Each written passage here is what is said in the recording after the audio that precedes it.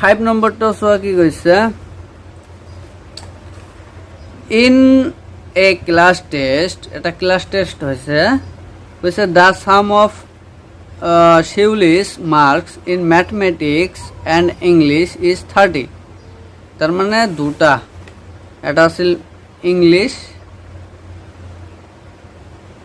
এটা আছিল ম্যাথমেটিক্স এই দুটা সাম করে কিমান পাইছে 30 তো টেস্ট এক্সাম হয়েছে এই দুটা সাবজেক্ট আছিল এই দুটা সাবজেক্টর প্লাস করে কিমান পাইছে 30 পাইছে এটা কৈছে নহয় তো কৈছে had she got 2 marks more in mathematics and 3 marks less in English তো ইংলিশত কি পাইছে 3 লেস পাইছে 3 মার্কস লেস পাইছে হব ইংলিশত 3 মার্কস লেস আর ম্যাথত কিমান 2 মার্ক মোর আর ম্যাথত কি পাইছে 2 মার্ক মোর পাইছে বুঝি পাইছা তো এতিয়া কৈছে এতিয়া কি কৈছে the product of their marks would have been 210 তো ইংলিশ আর ম্যাথর যেটো মার্ক আছে এটা প্রোডাক্ট করিলে কি হবে আকৌ 210 আহিব হ'ব 210 আহিব তো find her marks in two subjects তো তাইর সাবজেক্ট দুটার মার্ক কিমান কিমান আইছে অ্যাকচুয়াল মার্ক তো এটা ওলাব লাগে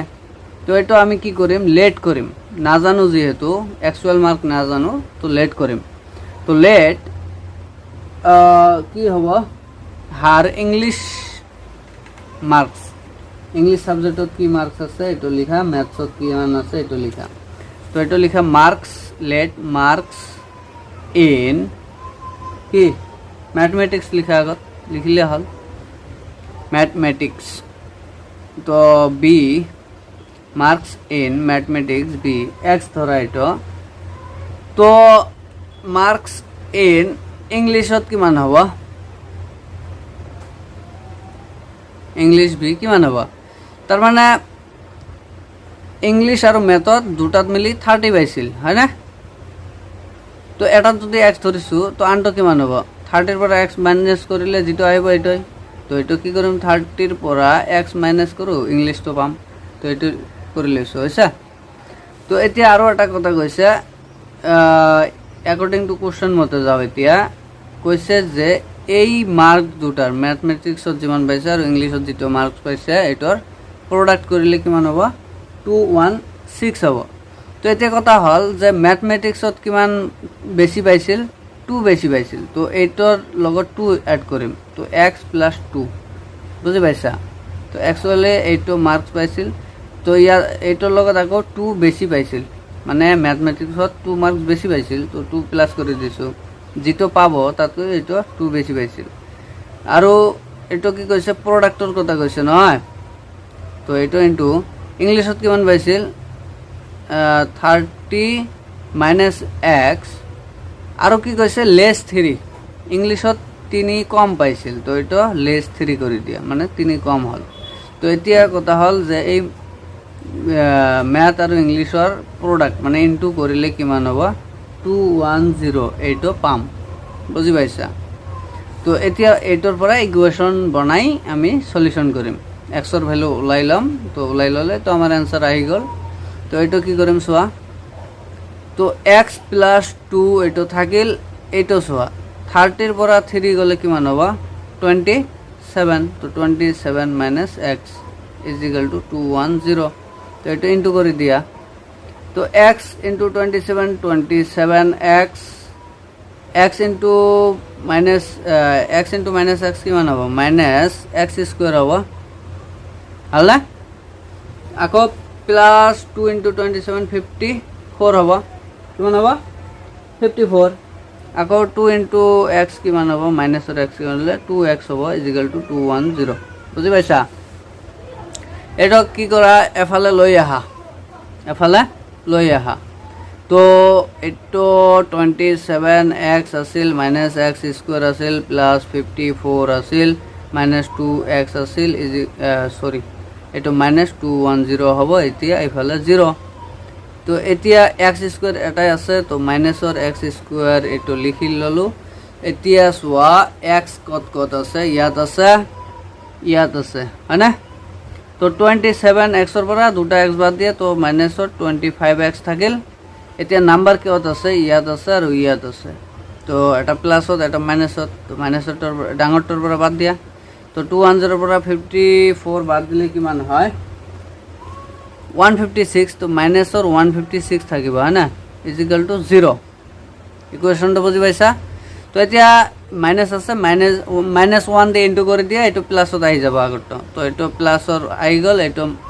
মাইনাস আছে এটো প্লাসত আহি যাব আৰু এটো মাইনাসত আছে এটো প্লাসত আহি যাব ইকুয়াল টু 0 তো এটা আমাৰ কি হল ফাইনালি ইকুয়েশনটো হল তো এই ইকুয়েশনৰ পৰা আমি কি কৰিম x ৰ ভ্যালু ওলাই লম তো এতিয়া এটো ফ্যাক্টৰাইজ কৰা তো 1 * 156 কি হ'ব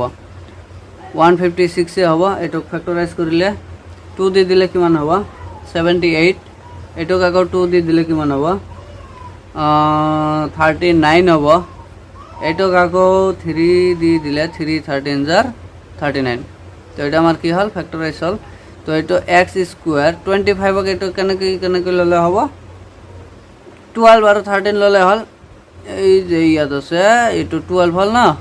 2 2 * 4 4 3 * 12 12 আৰু 13 ললে হ'ব তো এটো -12x লোৱা আৰু -13 এটো কি আছিল হল নাই এটো হ'ব এটো প্লাসৰ হ'ব না প্লাসৰ হ'ব এটো প্লাসৰ 13x হ'ব এটো প্লাসৰ 156 হ'ব ইকুয়াল টু 0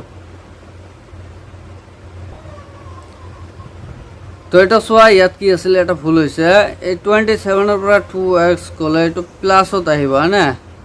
তো প্লাসত আহিব প্লাসৰ 25x হ'ব আৰু এটো কি হ'ব যেতিয়া মাইনাস দি ইনটু কৰি যাম এটো মাইনাসত আহিব তো মাইনাসৰ 25x হ'ব মাইনাসৰ 25x হ'ব তো এটো মাইনাসত আহিব না এটো মাইনাসত আহিব এটো মাইনাসত আহিব অল বুজি পাইছা তো এতিয়া কি হল x কমন লোৱা x কমন ললে x হ'ব -12 হ'ব এটো তো x - 12 হ'ব ইকুয়াল টু 0 তো এটো কি হ'ব 13 কমন লোৱা তো এটো হল এটো ইয়াত মাইনাস দিলে বনি যায় তো এটো কি হ'ব x - 12 এটা থাকিল আৰু এটা হল x - 13 এটা থাকিল ইকুয়াল টু 0 বুজি পাইছা তো এতিয়া কি কৰিম এতিয়া হল x - 12 ইকুয়াল টু কি লিখিব পাৰো এবাৰ 0 লিখিব পাৰো আৰু কও x - 13 ইকুয়াল টু 0 লিখিব পাৰো তো x ৰ ভ্যালু কি হল 13 হল x ৰ ভ্যালু কিমান হল 12 আহিল হল এটা প্লাসৰ আহিল এটা দুটা প্লাসৰ ন এটো প্লাসৰ এটো প্লাসৰ তো এতিয়া কথা হল দুটাই লব পাৰা x ৰ ভ্যালু এবাৰ এটো লব পাৰা এটো লব পাৰা যিকোনো এটা ললেই হল आंसर মিলি যাব তো যদি x ৰ ভ্যালু 12 লও তন্তে কি হ'ব প্ৰেজেন্টাইজ কিমান সরি এটো কি হ'ব মার্কস কিমান হ'ব এটো সোয়া x = আকৌ 12 লও যদি x = 12 ললে কিমান হ'ব x = 12 ললে কি আছিল